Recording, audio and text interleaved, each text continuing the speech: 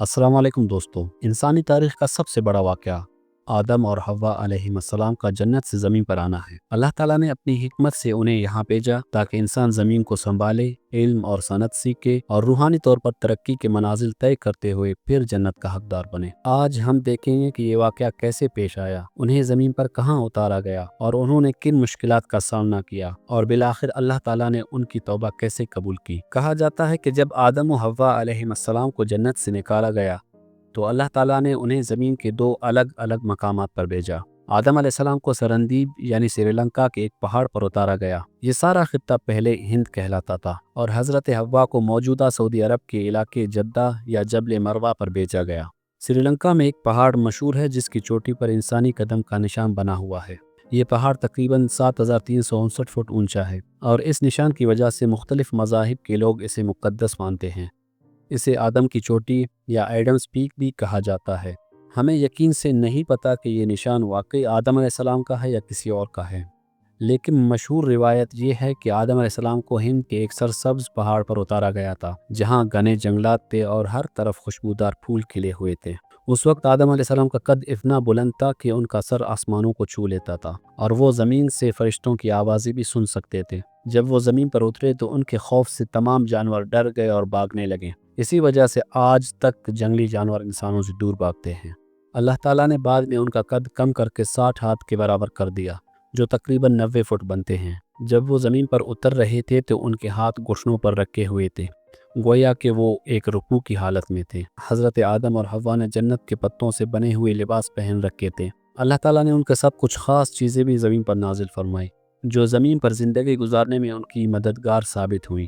یہ ایسی چیزیں تھیں کہ اس وقت سے لے کر اب تک انسان ان کو استعمال کرتا آیا ہے۔ ان میں ایک حجر اسود ہے۔ یہ ایک سفید پتھر تھا جو جنت سے آیا تھا۔ کہتے ہیں کہ آدم علیہ السلام جنت سے جدا ہونے کے بعد اتنا روئے کہ اگر ان کے آنسوؤں کا دنیا بھر کے لوگوں کے آنسوؤں سے موازنہ کیا جائے تو ان کے آنسوؤں کا وزن زیادہ ہوگا۔ جب وہ اتنا رو رہے تھے تو حجر اسود ان کے آنسو پونچھنے کا ذریعہ بنا۔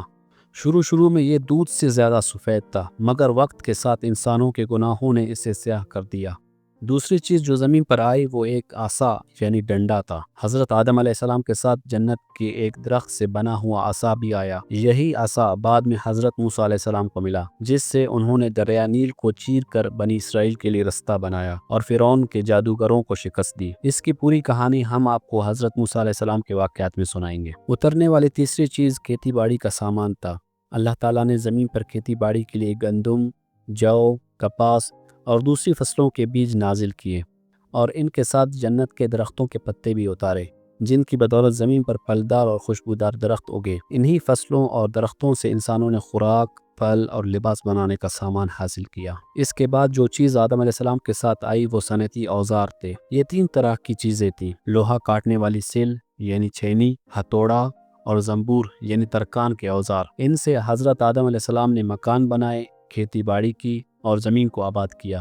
کھیتی باڑی کے سامان اور صنعتی اوزار کے ساتھ ساتھ اللہ تعالیٰ نے زمین پر کچھ جانوروں کے جوڑے بھی بھیجے، جیسے اونٹ، گائے، بھیڑ، بکری۔ یہ جانور نہ صرف انسانوں کے لیے خوراک اور لباس کا ذریعہ بنے، بلکہ انہوں نے زمین کو آباد کرنے میں بھی مدد کی۔ ان چیزوں کے علاوہ زیب و زینت کا سامان بھی زمین پر اتارا گیا۔ اللہ تعالیٰ نے جب زمین کو پیدا فرمایا تو اس میں سونا اور چاندی نہیں تھے۔ بعد میں جب حضرت آدم علیہ السلام زمین پر آئے تو سونا اور چاندی بھی ان کے ساتھ زمین پر اتارے گئے، جن سے بعد میں حضرت آدم علیہ السلام نے حضرت حوا کا حق مہر ادا کیا۔ زمین پر اترتے ہی آدم و حوا علیہ السلام نے اللہ تعالیٰ سے معافی مانگنی شروع کر دی، اور وہ 200 سے 300 سال تک رو کر اللہ تعالیٰ سے دعا کرتے رہے۔ آخر کار اللہ تعالیٰ نے آدم علیہ السلام کو توبہ کرنے کی ایک خاص دعا سکھائی۔ جب انہوں نے یہ دعا پڑھی تو اللہ تعالیٰ نے ان کی توبہ قبول فرما لی۔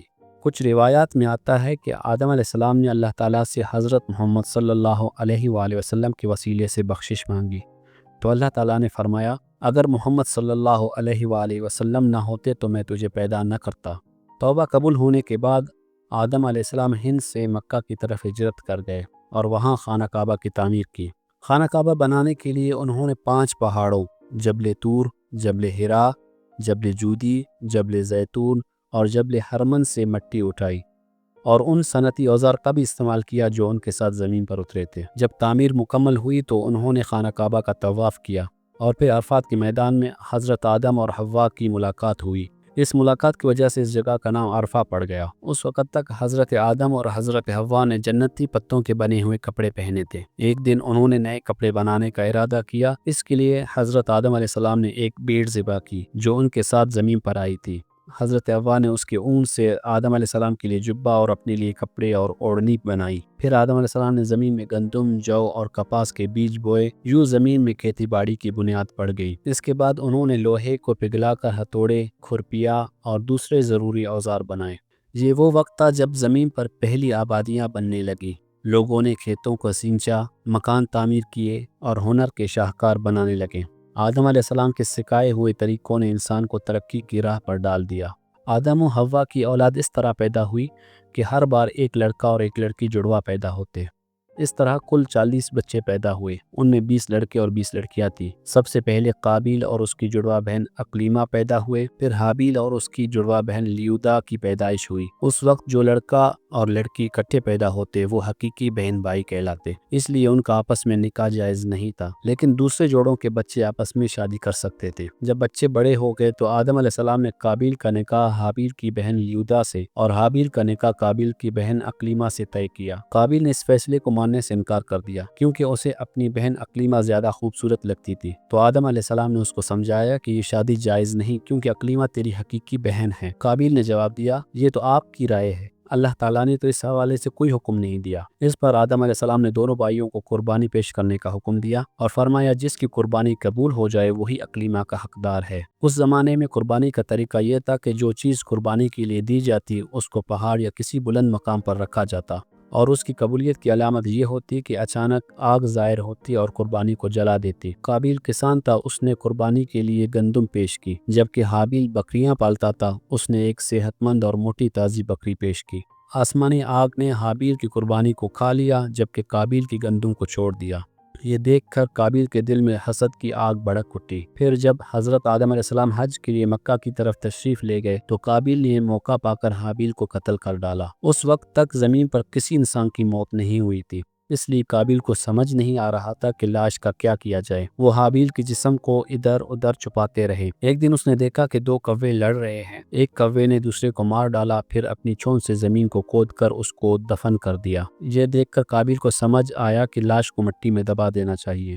اس نے فوراً حابیل کو دفنا دیا۔ حابیل کے بعد اللہ تعالیٰ نے آدم علیہ السلام کو ایک اور بیٹا عطا کیا جس کا نام شیس رکھا گیا۔ یہی شیس بعد میں اللہ تعالیٰ کی نبی بنے اور انہوں نے آدم علیہ السلام کے نقش قدم پر چل کر لوگوں کو راہ راست دکھائی۔ زمین پر آدم علیہ السلام اور ان کی اولاد کو بے شمار مشکلات کا سامنا کرنا پڑا۔ زمین کو آباد کرنے کے لیے انہیں سخت محنت کرنی پڑی، بھوک اور پیاس برداشت کرنی پڑی اور ہر طرح کی آزمائشوں سے گزرنا پڑا۔ یہ سب کچھ اللہ تعالیٰ کے حکم کو نظر انداز کرتے ہوئے ممنوع پھل کھانے کا نتیجہ تھا۔ اور چونکہ شیطان نے آدم و حوا کو بہکانے کے لیے سانپ کا استعمال کیا تھا، اس وقت سانپ ایک خوبصورت جانور تھا جس کی 4 ٹانگیں تھیں اور وہ اونٹ کی طرح بڑا تھا۔ پھر اس نے اللہ تعالیٰ کی نافرمانی کی اور ابلیس کا ساتھ دیا تو اللہ تعالیٰ نے اس کی ٹانگیں کاٹ دی اور اسے رینگنے پر مجبور کر دیا۔ آج تک سانپ اسی طرح زمین پر رینگتا ہے۔ جنت میں حضرت حوا نے پہلے ممنوع پھل کھایا اور پھر آدم علیہ السلام کو بھی کھلایا۔ اس لیے اللہ تعالیٰ نے حضرت حوا اور تمام عورتوں کے لیے خاص طور پر 2 آزمائشیں مقرر فرمائیں۔ ایک تو یہ کہ ہر مہینے کچھ دن تک انہیں تکلیف کے ساتھ مخصوص ایام کا سامنا کرنا پڑتا ہے۔ عورتوں کی دوسری آزمائش بچوں کی پیدائش کے لیے سخت تکلیفیں اٹھانا ہے۔ آدم علیہ السلام نے اپنی زندگی کے آخری دنوں میں اپنے بیٹے حضرت شیس علیہ السلام سے فرمایا، مجھے جنت کے پھلوں کی یاد آ رہی ہے، کیا تم میرے لیے جنت کا پھل لا سکتے ہو؟ شیس علیہ السلام جنت کے پھل کی تلاش میں نکلے تو راستے میں کچھ فرشتے ملے۔ انہوں نے پوچھا، اے شیس کہاں جا رہے ہو؟ شیس علیہ السلام نے جواب دیا، میں اپنے والد کے لیے جنت کا پھل ڈھونڈنے جا رہا ہوں۔ فرشتوں نے کہا، واپس چلو، ہمیں بھی آدم علیہ السلام سے ملنا ہے۔ جب شیس علیہ السلام فرشتوں کو لے کر واپس آئے تو حضرت حوا فرشتوں کو آتے دیکھ کر گھبرا گئی اور آدم علیہ السلام سے لپٹ گئی۔ آدم علیہ السلام نے ان کو سمجھایا کہ میرے جانے کا وقت آ گیا ہے اور یہ فرشتے مجھے میرے رب کے پاس لے جانے آئے ہیں۔ اس کے بعد حضرت اسرائیل علیہ السلام نے نرمی سے ان کی روح قبض کر لی۔ پھر فرشتوں نے ان کو غسل دیا، سفید کفن پہنایا اور جنت کی خوشبو سے معطر کیا۔ پھر انہوں نے زمین پر پہلی نماز جنازہ پڑھی اور انسانوں کو سکھایا کہ آئندہ تم بھی اپنے مردوں کو اسی طرح دفن کیا کرو۔ آدم علیہ السلام کی عمر کتنی تھی؟ اس بارے میں مختلف روایات ہیں۔ کچھ 930 سال بتاتے ہیں، کچھ 960 اور کچھ 1000 سال تک بتاتے ہیں۔ اسی طرح حضرت آدم علیہ السلام کی قبر کے بارے میں بھی مختلف روایات ہیں۔ کہا جاتا ہے کہ انہیں مینا کی مسجد خیف کے قریب دفنایا گیا ہے۔ کچھ روایات کے مطابق ان کی قبر بیت المقدس اور مسجد ابراہیم کے درمیان ہے۔ ایک اور دلچسپ روایت یہ بھی ہے کہ انہیں پہلے ہندوستان میں دفن کیا گیا، پھر بیت المقدس منتقل کر دیا گیا۔ آدم علیہ السلام سے انسانیت کو جو علمی ورثہ ملا، اس نے انسانی تہذیب کی بنیاد رکھی۔ انہوں نے زراعت، صنعت اور تعمیرات کے علوم سکھائے، لوہے کے اوزار، کپڑے بنانے کا فن اور پہلی کرنسی درہم و دینار ایجاد کی۔ زمین پر پہلی آبادیاں اور معاشرتی نظام قائم کیا، اور حضرت آدم علیہ السلام کو سکھائی گئی دعائیں بھی بعد میں آنے والے لوگوں کے لیے رہنمائی بنی، جیسے لا الہ الا انت سبحانک انی کنت من الظالمین اور ربنا ظلمنا انفسنا وان لم تغفر لنا وترحمنا لنکونن من الخاسرین۔ یہ ساری دعائیں آج بھی اگر کوئی گناہ گار اللہ تعالیٰ کے سامنے گڑ گڑا کے اور صدق کے دل سے مانگے، اللہ تعالیٰ اس کے گناہوں کو معاف فرماتا ہے اور اس کو بخش دیتا ہے۔ دوستو، سوچئے وہ رب کتنا عظیم ہے جس نے مٹی سے انسان بنایا، اسے عقل اور علم دیا اور پوری کائنات کو اس کے قدموں میں ڈال دی۔ یہ کہانی تھی میرے اور آپ کے جد امجد حضرت آدم علیہ السلام کی۔